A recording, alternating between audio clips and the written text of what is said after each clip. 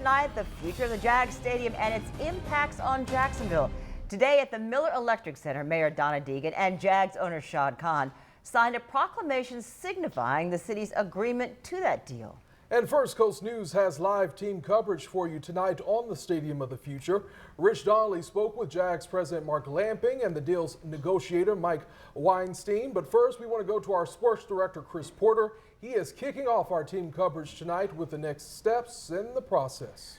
Yeah, Anthony, the next hurdle the stadium deal must clear is approval from NFL owners. That vote will come in October, and if all goes according to plan, construction would begin in February of next year with completion expected in August of 2028. During construction, stadium capacity will be dropped to around 60,000 that first year. In 2026, it would drop down to about 40,000. In 2027, all Jags home games will be played at either the Swamp in Gainesville or Camping World Stadium in Orlando.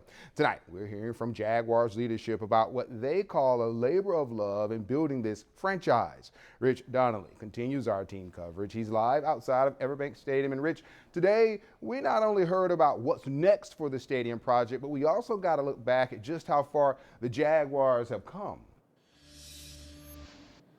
Chris, the team says that their journey began in 1990, 5 years before they even played their first game. And now, before the team's 30th season, the franchise says that their eye is on one goal: making our community the bold new city of the South. Together, we are turning renderings into reality for the betterment of Jacksonville. It was a day to celebrate. Jacksonville Mayor Donna Deegan and Jaguars owner Shad Khan signed a proclamation about the stadium of the future. The people behind the deal were also on stage. Jaguars president Mark Lamping and the city's lead negotiator Mike Weinstein worked together on the framework of the $1.4 billion deal. Well, a project like this doesn't happen unless you have somebody who has the financial capacity and has belief and confidence in the city of Jacksonville. And we're fortunate that that person is Shad Khan. We have scored a touchdown. While City Council approved the deal, it was only approved after $94 million in city funding of the Community Benefits Agreement was taken out to be reviewed in July.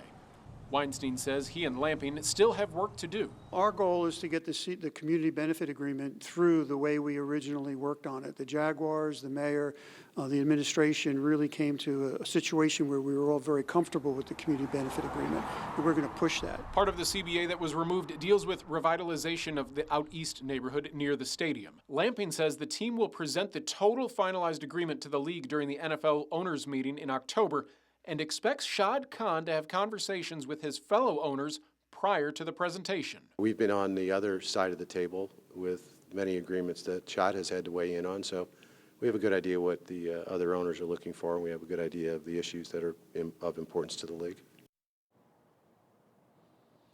Lamping said that the city of Jacksonville's $775 million contribution to the Stadium of the Future is the largest single city funding for an NFL stadium without raising taxes.